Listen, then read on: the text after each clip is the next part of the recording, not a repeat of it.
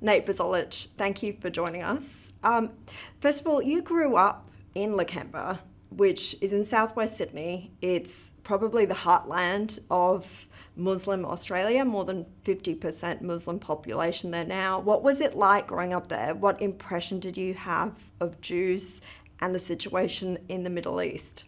Yeah, I think when most people look at me, I'm an actor from Hollywood, I'm a Christian, they would probably assume, coming from Australia, that I'd have no real deep understanding of Middle Eastern culture, of the Islamic world. But, growing up in the Lakemba Punch Bowl area, I really was, a part of a huger community where I was going to Ramadan as a kid. I was, learning about the Quran and how Muslims ultimately do life culturally and religiously. And it was a very, very different experience. A lot of people, even when I traveled, had no idea that there was such a large Muslim and Arab population in Australia. So for me now, in light of what's been happening in the Middle East, in Israel and the surrounding regions, it's really helped me understand the cultural dynamics. And there is a vast difference between the way, Arab and the Islamic world does life and the way that the Jewish, Christian Judeo values do life.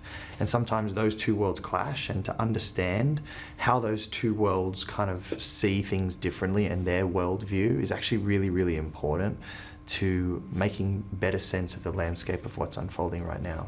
And what impression did you get from the people you grew up with, your neighbours, of Jews and Israel? Yeah, so I had no interaction with any Jewish people growing up. In fact, my original understanding of not only Jewish people but Israel came from a very Arab Islamic point of view. And so, there was a deep bias, and I would say even a hatred towards the state of Israel and Jewish people, especially in Sydney.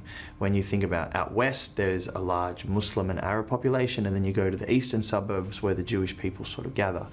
One of the things, that I didn't really understand growing up is why would I never meet Jewish people? And in light of what's happening in 2023, you actually begin to understand that they're a very closed community, but they're also very kind of quiet about their identity purely because of situations like this. Because it seems like, even though this war is unfolding in the Middle East and we're here in Australia, the Jewish community has faced such harsh threats and violence, and some of the things that happened in front of the Opera House after October 7th really highlights this deep hatred that many people within the Islamic and Arab world have towards not only Israel but the Jewish people.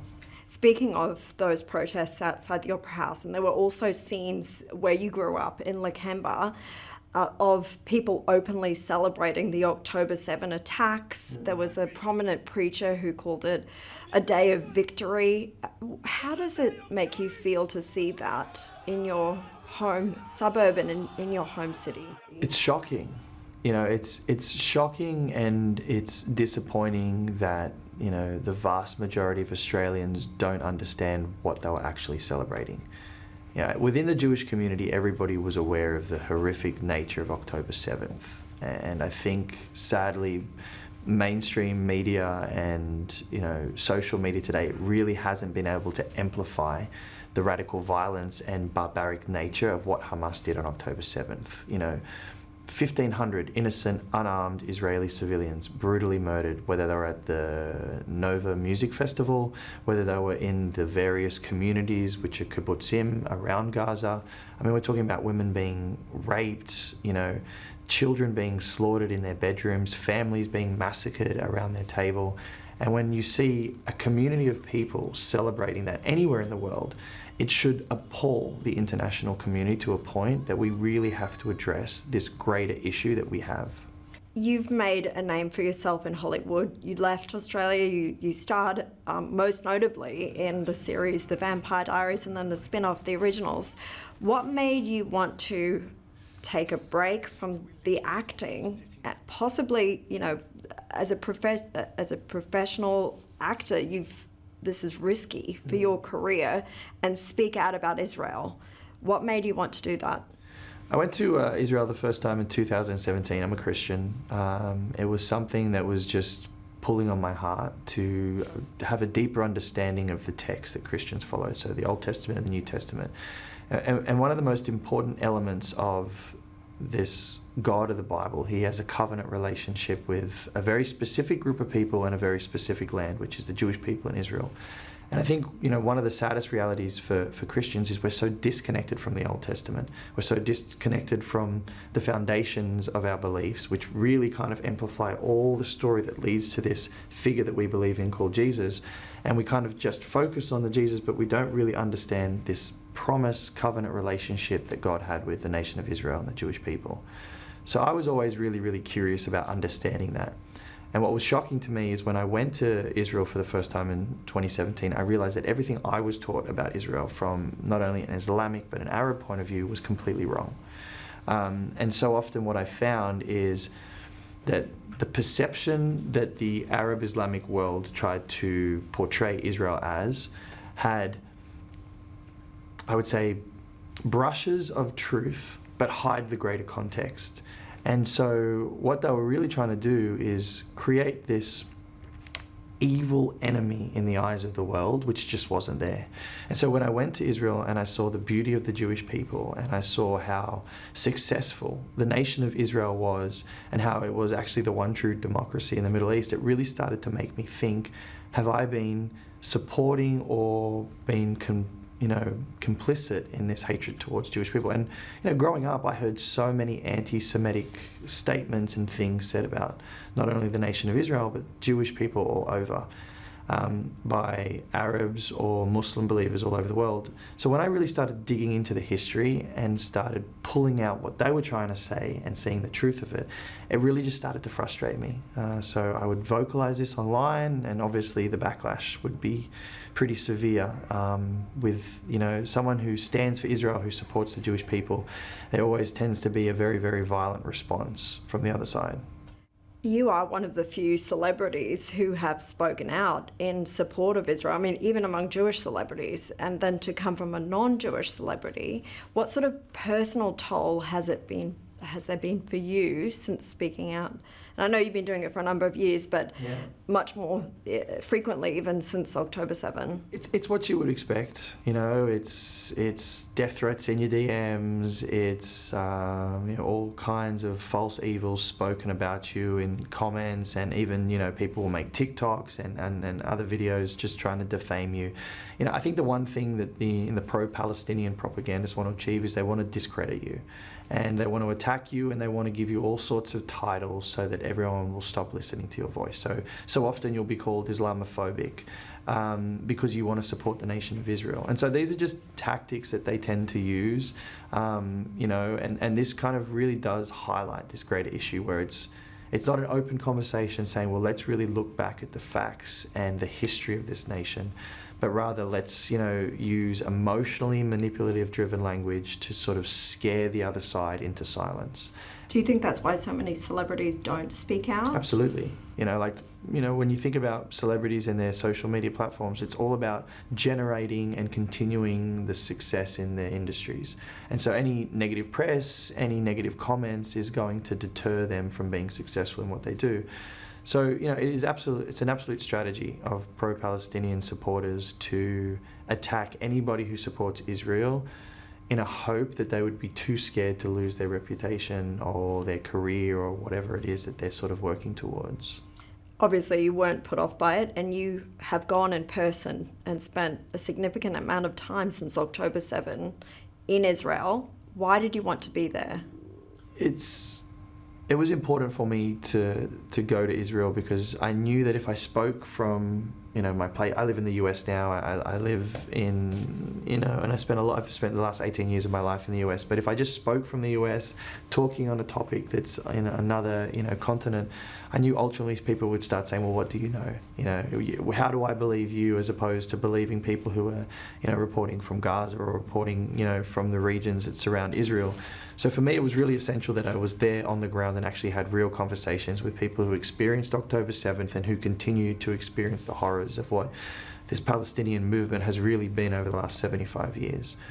It's an interesting journey that you take as an outsider from both the Arab and the Jewish world, when you actually just look at it from a critical point of view and you look at the history, there's a lot of flags that the Palestinian propagandists on social media never want people to know online. Like a perfect example of that is the Hebron massacre of 1929, where some 63 Jews were brutally murdered in a location called Hebron by the Arab populace then. And that's a really, really important moment in human history to understand that this had nothing to do with the establishment of the State of Israel. And this had everything to do with some deep-rooted generational hatred of the Arab population towards any Jewish presence in the land. And so when you understand that, and you have conversations with Arabs all over the world about that, they tend to defer or remove themselves from the conversation because they can't make sense that if they're only upset about Zionism or Israel, why was the same thing happening before the establishment of the State of Israel, where we see the exact same violent behavior. At the Hebron massacre, people were raped, stabbed, murdered, shot. And so it was the same violence that we saw on October 7th, yet it happened long before the nation of Israel was established. And so this is a generational hatred that they never want the world to really hear about. And so those sort of moments in human history are really important for the Australian population to understand, well, hey, this is not about just Israel. This is about an Arab distaste for Jewish presence in the land, which is their ancestral homeland. While you've been in Israel, you've interviewed released hostages, survivors, the president, former prime minister, families of hostages, soldiers. What have stood out for you as some of the most compelling people that you've spoken to and compelling stories? Yeah, Avi Haim had his children and his wife in Gaza. They were hostages. I did an interview with him, and you couldn't imagine what it's like to sit with a man in a kibbutz that's not his own. He had to go to another location because he's lost everything because of October 7th. And all he has is hope. And every single day he wakes up hoping that his family will somehow be released by a radical terrorist organization called Hamas. You don't know what to say to them. You don't know how to approach the situation, but you see that all they have is hope, and all you can do is sit with them and pray that they will be able to be reunited with their family. Now, Avi Haim was one of the lucky ones. His family did come home, and that was a very, very emotional moment for me, having known him, had the opportunity to have an interview with him, and then hearing about his family coming back was an incredible experience for me. But the one thing that I found that stood out with every single person I spoke to, whether it was the victims' families, whether it was families of hostages, whether it was soldiers, the one thing every single person said to me is, all we want is peace. We don't want to destroy Gaza. We don't want to remove and destroy the Palestinian people, but all we want to do is live in peace and have happy lives. And that stood out to me in such a powerful way, because when I looked at the other side, and when I looked at what the pro-Palestinian propagandists were saying, and what many people were saying in Gaza, is all they kept chanting, all they kept wanting or desiring was a complete destruction and removal of the Jewish presence in the land. And so for Australia, when we're unaware of what's really been going on for the last 75 years, and we hear statements like, from the river to the sea, Palestine will be free, we don't fully understand what they're chanting and what they're claiming. But from the river to the sea is a call for genocide of the Jewish presence in the land. And for some reason, we allow chants of genocide now to be spoken in the streets in Sydney, in Melbourne, and all over the world.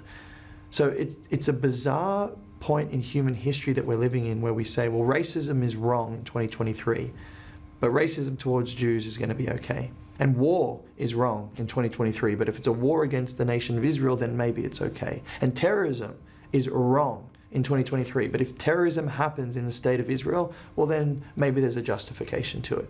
And we saw that happening in the US when, the Senate came together to ask questions of these, heads of universities, and they asked, is the chanting of genocide an acceptable part of your school and code of conduct? And they said, well, it depends on the context. And so the context is this: why is the Palestinian Arab populace of the world allowed to openly hate and try and murder Jews all over the world? How would you respond then to the critics who would go after you and anyone else who supports Israel and Zionism, that you are supporting genocide?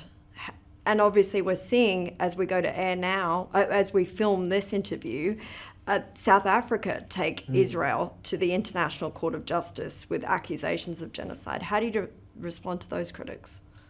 I would say just do a deep dive in the history of not only the Jewish people but the state of Israel before 1948 and even the last 75 years. If you did a short Google search of the number of terrorist attacks that have been committed by Palestinians, Hamas, or Islamic Jihad just within Israel in the last 20 years, you'll be shocked. We're talking, bombings of,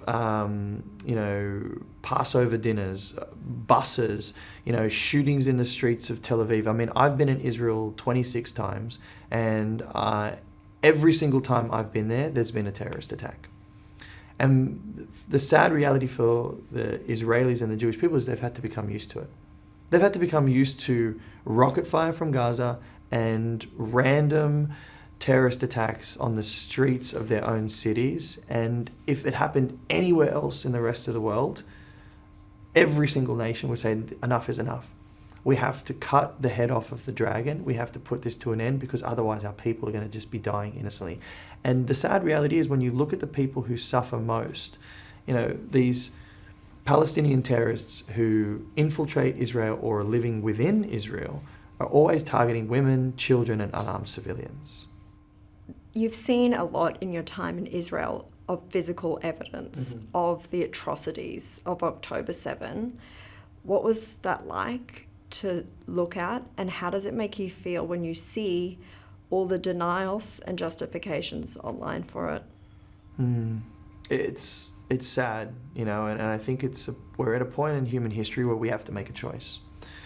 We either support or be complicit in a radical ideology that has no desire for peace, or we actually stand up and say enough is enough. Going into the kibbutzim where hundreds of unarmed women, the elderly, and children were slaughtered is something that I'll never forget. And you walk into these small apartments, these houses they're a very, very tight-knit community, these kibbutzim, and they all live around the Gaza border. But a lot of the people that lived in the kibbutzim were really people who were peace advocates. They believed in the Palestinian people, that they had a right to a better future, and they were so often the ones who were hoping that there would be a future where those who lived in the kibbutz could one day go back into Gaza and trade. And, there was like 17,000 people who would cross over the Gaza border every day working in these kibbutzim. And one of the most tragic stories that I heard was there was one family that was working with someone from Gaza. He would come every single day, and it was those people who were providing the intel and the information for Hamas to know who was in the kibbutz, how many people were in every single house, how many dogs did they have, how many of the kibbutzim had children working in the army or in the reserves. And they would compile all the information that Hamas needed, so when they infiltrated Israel, they would know exactly where to go and who to kill and how to kill. And it was the people that they were employing and trying to give better lives that turned against them. So in one kibbutzim, in one house, there was a picture of a family with one of the workers from Gaza, and it was a photo where they're all embracing, seems very nice. It turned out that that same person who was working in the kibbutz was also one of the terrorists who was killed on October 7th. So what do you do with that? What do you do, and how does a people ever find ways of peace when the very people they're trying to liberate from a radical, violent ideology, which Hamas is educating their generation, the next generation on, what do you do? You've got a number on a piece of masking tape on your shirt. Why are you wearing that? So I met Rachel Goldberg during my time in Israel in November, and her son Hirsch was one of the hostages who was still in Gaza. While we do this interview, it's been 98 days. And so Rachel is one of the most incredible and bravest mothers and women I've ever met. Every single day she made a commitment that she was going to put masking tape and tape the number of days that her son was going to be a hostage. Now sadly we've got to 98. By the time this interview comes out, it's going to be over 100. And this is now going to be my daily reminder that as long as the pro-Palestinian groups are marching in the streets calling for a ceasefire, they're also not marching in the streets to call for a return of innocent hostages that had absolutely nothing to do with this war. You've had a huge amount of support from the local Jewish community in Australia because of your stance. What has it been like to come here and see that in person? Yeah, look, I wish there was more Jewish people in Australia, that the everyday Australian citizen could have an opportunity to engage and meet with them. They're a kind, generous, hardworking, loving community, and they're successful. You go to the eastern suburbs and you see where Jewish people live, and many of them have had successful businesses or created incredible lives for themselves through hard work, determination, effort, and the ability to do what Jewish people do best, which is to live and prosper. So I just wish there was more Jewish people in Australia, so that the everyday Australian could understand who they are. Their voices often get drowned out because they're always the minority. And I think that's the one thing Australia needs to realise. The Jewish people are the minority in this whole story. They're not the majority, they're not the aggressor, they're not the oppressor. They're actually, the victim of this tragic story where they have been targeted simply for returning to their ancestral homeland. And the irony of that is we're living in a country where every single day we have to talk about and remind ourselves that the ancestral people of this land, Australia, are the Aboriginal people, and we acknowledge them, and we should acknowledge them.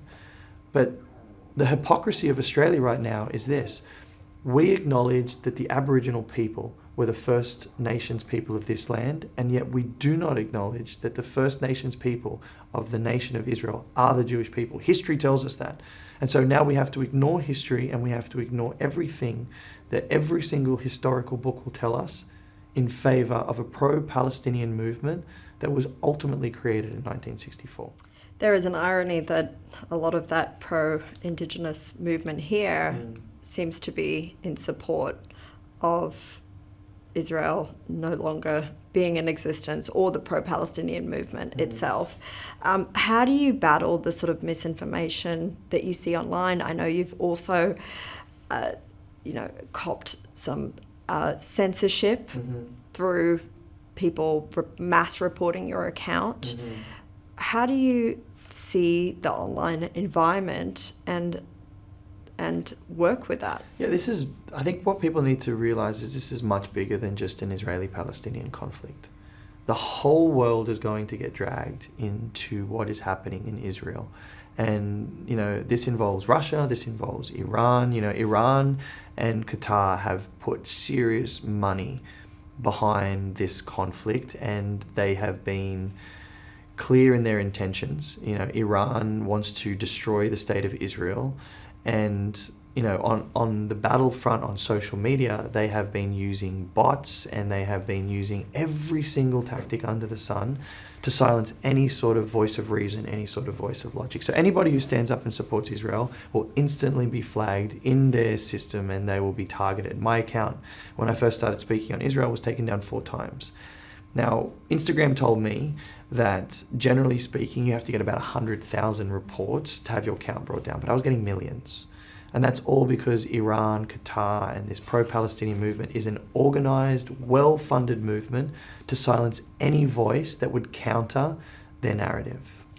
And what's next for Nate Buzolic? You've got a production company now that you're working with, and you've got a movie. Yeah, so I'm shooting a movie at the end of January, which is a movie set in the 1980s about some detectives trying to find out how to catch out these 2 corrupt New York cops. And I've also started a production company called Rover Media, which really was launched post-October 7th to combat a lot of the misinformation and the lies that the pro-Palestinian movement continues to perpetuate on social media. And that's one of the advantages that they have. When you look at Hamas, when you look at what they did on October 7th, you also have to understand if they're willing to rape, murder, and kill innocent unarmed civilians, they have no issue lying. And many people who are pushing this pro-Palestinian movement have no issue stretching the truth, lying about the truth, hiding the truth. They will present content without context. And so what I would say that Rover really wants to do is it wants to break the content lie and show the real context of everything about Israel that people need to know about. Because, that's the advantage that, many Palestinian propagandists have. Most Australians have no idea about the Middle East, and they have very little understanding about Israel, and they want you to stay in that world of ignorance, because while you do, they can say whatever they want. They can say, well, Israel killed 23,000 innocent people in Gaza since October 7th. But who tells us that it's 23,000 people? Well, it's the health ministry of Gaza, which is run by Hamas. So they could put any figure they want in, and we have to believe it. And also the proportion of how many are innocent civilians and how many terrorists. The IDF say it's almost 10,000 terrorists that have been killed.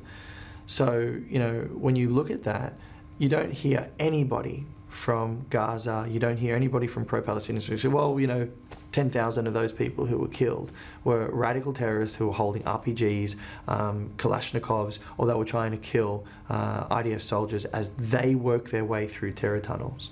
The other thing that I discovered on my time in Israel when I was talking to, people in the IDF, people who have been in Gaza, is, Gaza itself is about 68 kilometers in length. And underneath Gaza, they have 500 kilometers of terror tunnels. So that's where all the money went. Every single dollar that was funding, aid programs for this Palestinian population in Gaza, it didn't go to them. It went to Hamas, and Hamas built terror tunnels.